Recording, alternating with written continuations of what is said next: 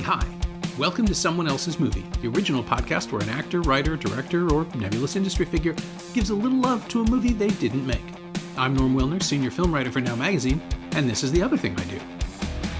My guest this week is Sam Bain, a writer who's been involved with some of the sharpest, funniest comedy of the 21st century. Smack the Pony, Peep Show, The Thick of It, That Mitchell and Webb Look, Ill Behaviour, and Christopher Morris's brilliant fundamentalist satire, Four Lines.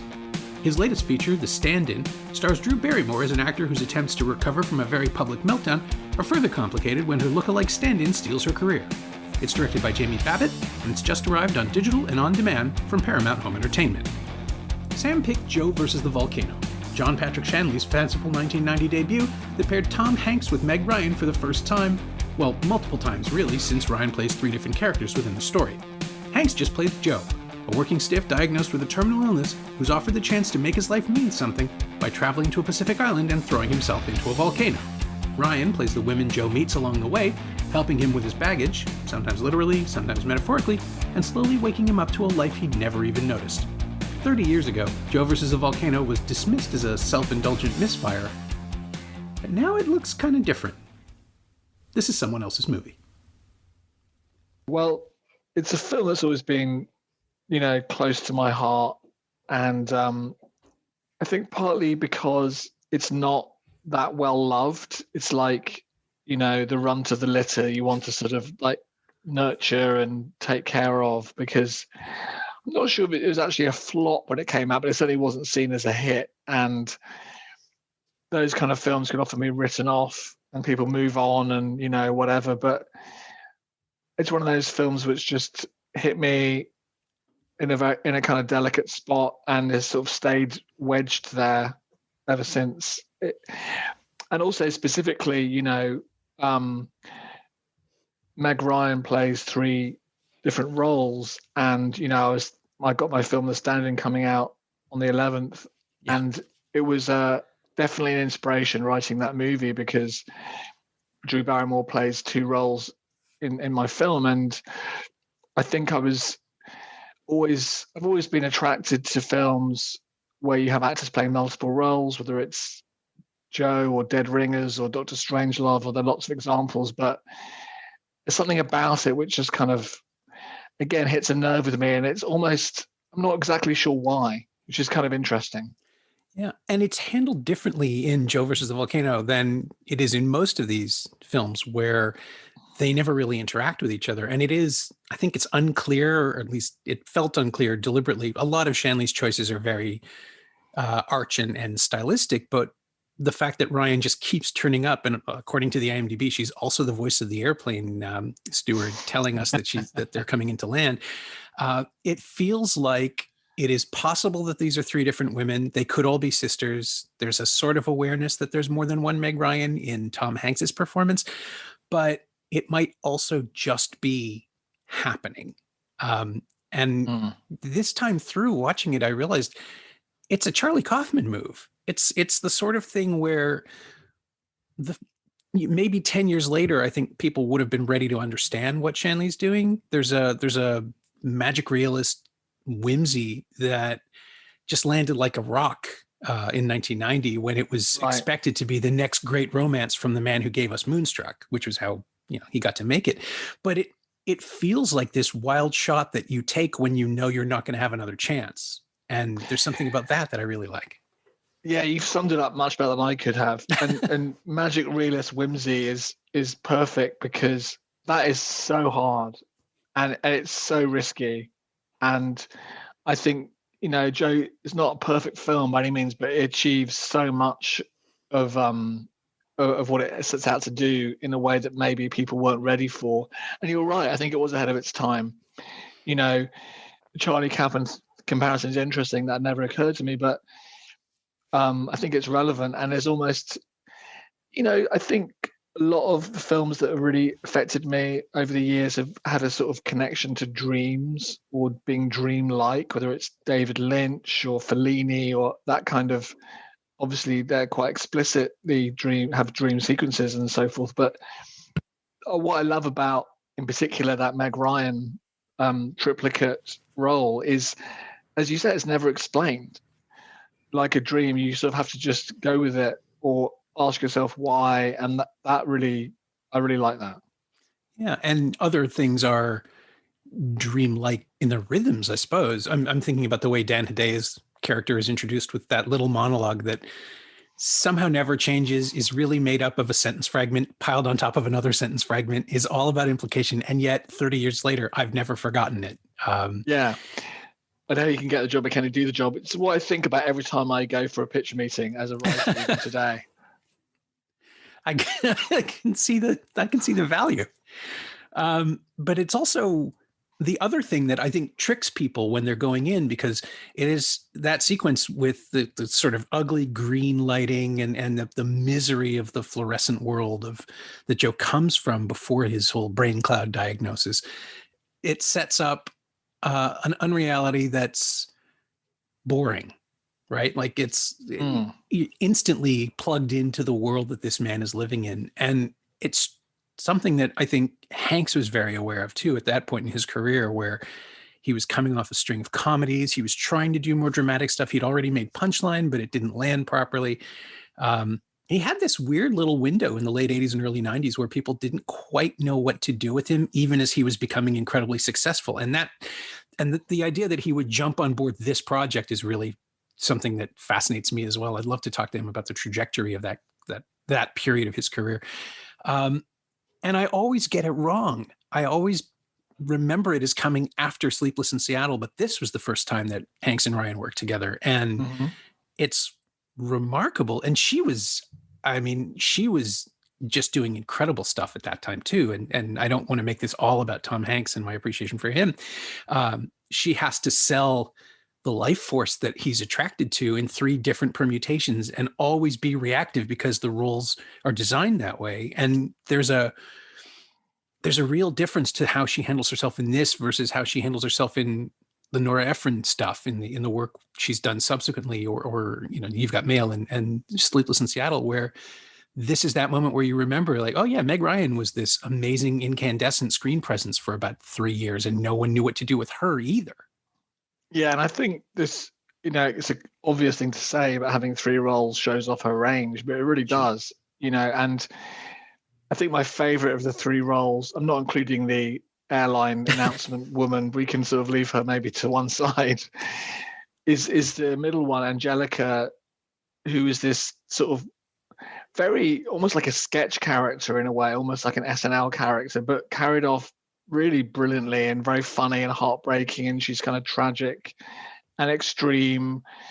And I'd never been to LA when I saw this film. It felt like she captured an LA woman to me in London watching it. And there is something very very compelling about her. But before we move on, I wanted to go back to what you said about the opening. And I think that again, one of the sort of braver choices and possibly Kaufman-esque choices that Shanley made is starting the film with an explicitly depressive, suicidal protagonist. Yeah. I mean, not every rom-com does that. Although some films you wouldn't expect have that, like Lethal Weapon, for example. Mel Gibson is suicidal in that film. It's not something you would remember when you're watching Lethal Weapon 3, but that's how the film starts.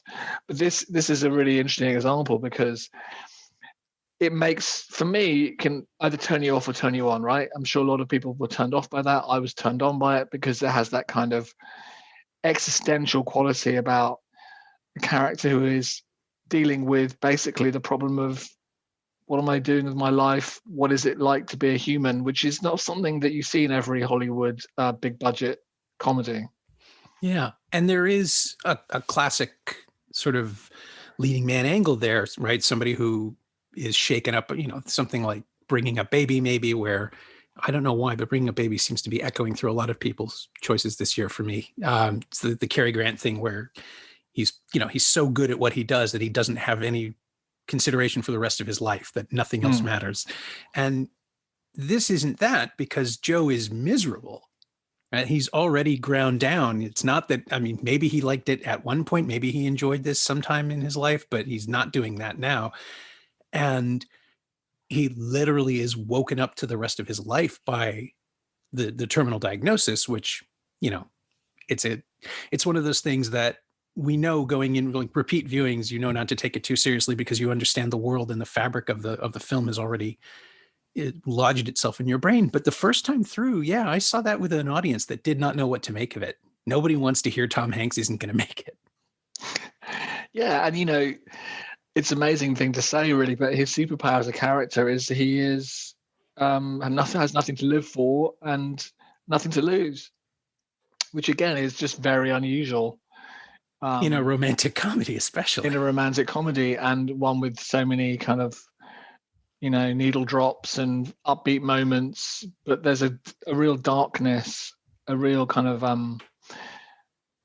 vein of darkness which goes through the whole film, which I think to carry that off as well as it does is pretty amazing. Yeah. And to jump back a little bit, did you also see it when it first opened? Was that your first? When was your first encounter with it? I think I saw it on VHS, in 1990 or 91, and it just jumped out as just like an unusual, weird film. And obviously it's become a cult film, and I'm sure there are lots of fans of the film now that there maybe weren't then. And like any cult commodity, it's partly driven by, I've discovered this thing that no one's talking about or no one's noticed. So I'm sure that really is a factor to people's appreciation of it. Yeah, I think so. And it does sort of court that too with it has its own cult built into the film. There's the Waponi people, which is somehow not nearly as insensitive now as I was worried it would be. It's not great, but the whole film has this sort of bent reality to it that makes it okay that Abe Vigoda is the chieftain of a tribe of Hawaiian natives. Yeah, it feels almost heightened in a way you're allowed. But look, I mean, I don't think the final act of the film is the strongest part of the film by any means. I think the endings are hard. Being thrown out by the volcano for no reason is, something that happens. I'm not going to defend it particularly.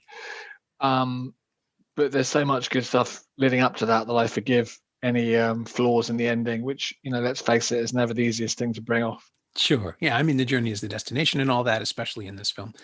But the weirdness of it is somehow baked in. Like the problems I have with the movie are not that it is hard to believe the ridiculousness of the ending. Yeah. But by the time we get there, we've been brought to it. The stages or the levels of the film, the way the drama heightens and the world gets sillier, that works. And again, for a first-time director, that's a pretty impressive accomplishment.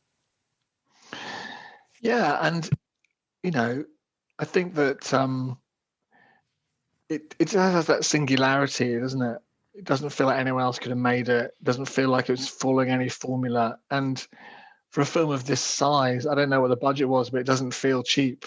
It's pretty unusual. You get that, and it's kind of a shame for audiences that the film didn't hit hard, because it would have been great to see more of what John Patrick Shanley could have done. I mean, obviously he had a great career since and is an amazing writer, but I would have liked to have seen more of that myself. Yeah, he well, I guess retreated is the wrong word, but he certainly went on a more conventional path, reworking his own stuff. I do still hold some fascination for the fact that he wrote Congo back in the... Yeah, we've all got to eat. Sure. I mean, and it is kind of a mildly idiosyncratic adaptation of a really flat book. So there is that vogue for Crichton where people were just throwing money at his books after Jurassic Park and somehow, oh, sure, John Patrick Shanley can write one. Why not? It's not difficult. And he probably did come up with the best beats in it. I haven't seen his new film, which is supposed to be coming out in 2 or 3 weeks if everything holds Wild Mountain Time. But I understand that people are upset about the accents. That's really all I know. Oh yeah, the Irish. I haven't seen the trailer, but people, we'll see. But yeah. I'm a fan of his plays. I'm just a fan of his writing, and I guess this is the one that really spoke to me. Yeah, and it does feel special among all of his others. I mean, just there is nothing else like it. He really didn't do it again. He didn't seem to even be interested in doing it again. And I think it's also the one thing of his that he's written that couldn't be a stage play.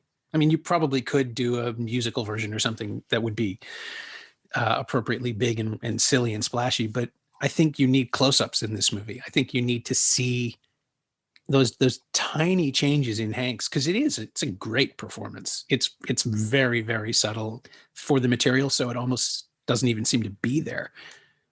But what was the old line? The Tom Hanks you see at the beginning is not the Tom Hanks you see at the end. It's as much of a transformation as Castaway. It's just all psychological. It's all in the muscles of his face rather than in his body. Yeah, and it's really a story of someone who finds a reason for living or discovers, their inner joy that was not there. And that story's been told a lot of different ways in many different films. But I really believe it in this film, even though what happens is so over the top and kind of ludicrous on occasion. Because of his performance, I believe that journey from, physically sick, mentally depressed man to sort of a guy who has found himself partly through love, but not only through love. It's not just a simple story of love, made me happy. It's about someone who is trying to find himself and kind of amazingly succeeds. And that, I guess that resonates, particularly the age I was when I saw it, which would have been about 18, 19. There's something about that journey you're about to set out on. The existential comedy mini genre is not huge, but the films that manage to pull it off have always been very inspiring to me. I was trying to find resonances between Joe and The Stand-In, because there is an existential question in there. It's just more practical. Someone has taken your life. What do you do? Or you want something more than you have. How do you get it? And those are just essential questions for anything, really. I mean, I think Joe Versus the Volcano kind of touches on the second one, but something else that I've learned is that a lot of people think this is a Coen's picture, that somehow people attribute Joe Versus the Volcano to the Coen brothers. And I think Dan Hedaya is probably part of it, just because it came out so soon after Blood Simple. But I think part of it is that the brain tries to classify it when you see it for the first time, and you reach for the things that maybe resemble it, because it doesn't really have any, its look is so odd, and it's you can't really tell when it's taking place, even though it's clearly set in the present. It's a present that's old and worn, and pieces of it are from other things. And then that strange wordplay that opens it, again, Hedaya being just so good at doing that in the background of the shot, I think it tricks people into thinking that it's something else that they know, and you're desperate to connect it to something, so you have ground. And it really isn't until the second or third viewing that you get that, no, this is one person who you don't know, really. I mean, there's a literacy to the Moonstruck screenplay, to the dialogue and the way that people argue, that you can see here. The echoes are there. But Moonstruck was directed by Norman Jewison, who, he's not known for visual flair. It's a very basic presentation of that script. And Shanley's just going for broke. He wants to play with the lighting. He wants to play with the set design. He has ideas that he doesn't know won't work, right? So he doesn't stop himself. And that's what the Coens do. So there's that bleed as well. But it's just such a, I have to give it credit for being its own thing in the end. There really isn't anything else like it. Yeah, being unclassifiable is a pretty fair assessment. And I would say that's a compliment, because how many movies are genuinely unclassifiable or don't really have any direct comparisons? And I think even then, but particularly now, with the way cinema has evolved, originality is something that as a viewer, I just put a huge premium on. If someone can make a film that's original, that stands out, that isn't a sequel or a remake or an adaptation, even just any original screenplay, you get points for in my book, but something that is also tonally its own thing and breaking new ground. As a viewer, I just give that filmmaker a huge amount of leeway. Even if it's not perfect, hey, you tried something really risky, really ambitious. You didn't play it safe. You didn't adapt Jane Austen for the 12th time or whatever. You went for broke. And that's definitely the feeling I get watching this. Like, he is going for broke, and he's putting it out there, and he's taking huge risks.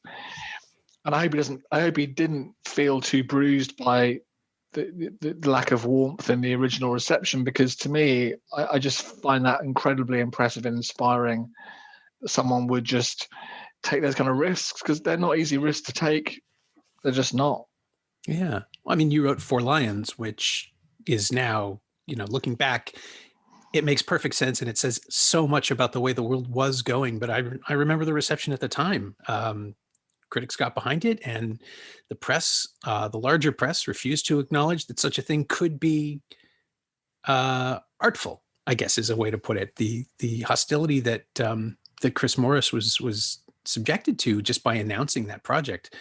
And it's not in any way, it's not a romantic comedy. It's not quite, the comparison sort of stops after that. But I am fascinated by the idea that people can make something that didn't exist before and give it more depth and carve out a space for this sort of thing, this type of art. Joe Versus the Volcano is one. Four Lions is one. I can think of a few other things. The thick of it, probably there's no precedent for that. Peep Show. I mean, these are projects that your perspective is essential to, because if you don't know, how can I put this? If you don't know where you're coming from, no one else can possibly understand it when they see it. Yeah, I mean, Four Lions, it does. There are comparisons with Joe, certainly in terms of taking risks, different kinds of risks, obviously, but sure. It wasn't well received when it first came out. I mean, I was at Sundance in 2010 for the world premiere, and the reviews were mixed at best. We struggled to sell it originally, to distribution in the US. It got a better reception in the UK, but even in the UK, we got slammed, and the Observer and other reviewers weren't kind to it. 10 years later, it's still talked about. People still, I still get compliments about it, and it has that cult hit success vibe, which Joe has in a very different way. But it's partly that thing of people discovering something new, or the new thing taking a while to catch on. I think that,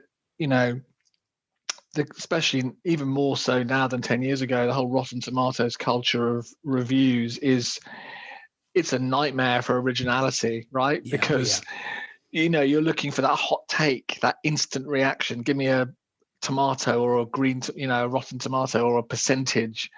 And it's like, obviously I don't need to explain why that might not be appropriate for art, but especially something that's original or, risky. It's like, maybe take some time to chew it over. Maybe don't judge it as you leave the theater. Maybe check your preconceptions at the door. Maybe it's complicated. Maybe it's not as simple as a rating. Yeah. The algorithm is death to creativity, just full stop, right? It's as a working critic, I'm constantly trying to figure out how to express an opinion in more than a thumb up or a thumb down or a fresh or rotten. And just the idea that people only want to know what the star rating is. That's been going on forever, but it's definitely worse now. And the idea that the content of the review doesn't matter, that it just needs to be summarized and boiled down to a binary. It crushes my soul, basically, every single time. 5.8 out of 10 it gets on IMDb, by the way, Joe Versus the Volcano, which, really? Yeah. And, to me, that sounds about right, because it's original, right? So it's an original, distinctive, innovative, risky piece. So it's never going to get 10 out of 10. It's never going to be the film that people are all going to join hands and agree on.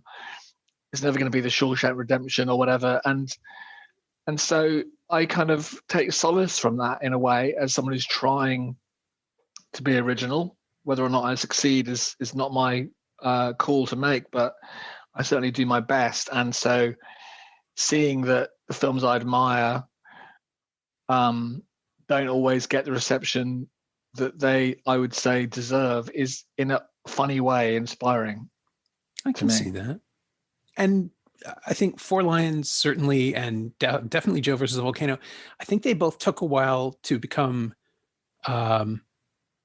Is popular success an appropriate term? Just beyond like the immediate critical community and the art house. I think it took a little while just because people needed to see it, to see the film, in Joe's case, certainly, and realize it wasn't the thing they thought it was going to be, or the thing that they thought it was from the poster, which it's a cookie cutter image that could have been applied to any of a dozen romantic comedies that year that just happened to be, Tom Hanks and Meg Ryan standing under a palm tree and looking quietly contented. It doesn't tell you anything about the movie itself, right? It doesn't tell you about any of the first 100 minutes of that film and how they get there. Look, I think expectations are a huge issue when you're dealing with people's reactions to a film, both critics and viewers. And people naturally bring expectations. You look at that poster. I'm looking at it right now. It's two people in evening dress in a moonlit sea. It looks like Moonstruck 2 or some rom-com, and it just isn't that. I mean, I'm not a marketing guy. I'm not going to diss marketing people. I wouldn't know how to market this film, and but people are going to bring expectations to it, and whenever they do that, there's a big risk of disappointment. And it's, for me as a creator, it's difficult to know how to address that. You cannot avoid some expectations if you try and sell a film. It's a challenge, right? Because people tend to want what they expect, and the people who want something different or surprising are frankly going to be your minority in the audience. Yeah. But they're the ones we like. They're the ones we like. And they're the ones I am. I'm that guy. I'm that guy who wants to be surprised and wants to be, something original. I watched Beyond the Black Rainbow last night. I mean, it's I don't want to get waylaid by talking about Panos Cosmatos, but I mean, I'm a fan of his stuff, and it kind of defies categorization and originality, which I think that film has in spades, more than outweighs any deficiencies it has for me. But then, maybe I'm an unusual audience member. I don't know. I think Panos Cosmatos would see you as the ideal audience member, but yeah, no, I mean, and that film also, it defies contextualization in that the only way you can describe it is to talk about the vibe that it leaves you with. Yeah. I wish I could remember who it was. It might've been Adam Naiman here in Toronto, somebody in Toronto definitely told me I had to see it because it felt like watching a VHS tape that you found under your bed after 10 years. Yes. And that's exactly right. That is what that is. Yeah. I just admire anyone doing something so weird, frankly, and original, but I'm not maybe your average multiplex goer. I don't know if those people exist anymore, because multiplexes certainly don't right now. There is that. And to get back to the stand-in, though, it felt to me, I mean, please correct me if I'm wrong, I may have missed something, but it feels like your most outwardly conventional script in a while. It's something that uses the structure of the farce to plant its ideas and move around in a world that we think we recognize, or that we think we should recognize? Yeah, I mean, that sounds good to me. There is a kind of, the movie is trying to do a couple of different things at once. I've always felt it's trying to tell, as you say, a sort of a farce story with misunderstandings and doppelgangers, but also maybe tell a story about a lost soul and identity and what it means to be, a human being, what it means to be famous, and how that can be such a prison, which I know is what Drew found appealing about the script. And, going back to the whole idea of an actress playing more than one role, like Meg Ryan or Drew Barrymore, I think there's something quite powerful about the idea of the way that we are all different people, right? We all have different sides to our personality, and seeing the same person with two different characters almost gives expression to that basic existential thing of, who am I? Am I this person? Am I that person? I'm this person with these people. I'm the other person with those people. And there's a truth to that, I think, which you can get to in a very direct, almost dreamlike way with someone playing more than one role. Yeah, and Barrymore really seems to to rise to it, because I mean, I've met her. She's neither of these characters, which is great, but you can still sort of reference elements of her public persona throughout. Well, I think she really jumped at the chance to play both roles. And, it was fascinating to watch her at work because she did that, I guess you call it a method thing of being in character. When she was playing one role, she was in character off camera as well as on camera. And so, the days were very different depending on which character we were shooting. If we were shooting the nicer Paula or the spikier Candy, we got a nicer or a spikier Drew. So that was fascinating and kind of extraordinary to watch. And yeah, I think that there's no doubt that she felt an identification with the prison of fame, which is where the basic problem of the film, which the film star Candy is trying to solve. And by an extraordinary coincidence, she also had a very close, intense relationship with her own stand-in from E.T. And she showed Jamie, the director, photos when they first met to talk about the script of her and her stand-in wearing the same clothes. I think she even moved in and lived with her family and in her house when she was young and a bit more of a lost soul than she is now. And so you can't really predict those kind of synchronicity moments, but that was definitely a big deal for her. Oh, good. I'm glad it feels like it works for her as a performance, as a vehicle, not just as a performance. There's a lot of her attitude somehow in there as well, which I think is, what you want from something like this, where you're watching something that could just be a stunt, but turns out to have a little more depth and meat to it. Usually I would end the podcast by asking people if there's a particular element or inspiration or something they've taken away from from the film in question, but Joe Versus the Volcano and your work don't really seem to line up. So if there is something, by all means, throw it at me. I think that, for me, Joe Versus the Volcano is all about creating joy out of pain. And to me, that's the great joy of comedy. You can take a depressive, borderline suicidal character like Joe and create a fluffy rom-com out of it. And to me, that's the great alchemy of writing comedy, is you can write about the worst, darkest moments of someone's life and get a laugh out of it somehow without losing touch with that pain, which to me is what gets me going in the morning. Yeah, pain is funny. I mean, or at least it should be, because that way it's easier to deal with. Exactly. My thanks to Sam Bain, whose new film, The Stand-In, is now available to watch on digital and on demand. Thanks also to Susan Engel and Justin Solar. They know what they did. You can find Sam on Twitter at SamBainTV, all one word, and you can find Joe Versus the Volcano on Blu-ray and DVD from Warner Home Entertainment and Warner Archive. It's also available on Apple TV and Google Play.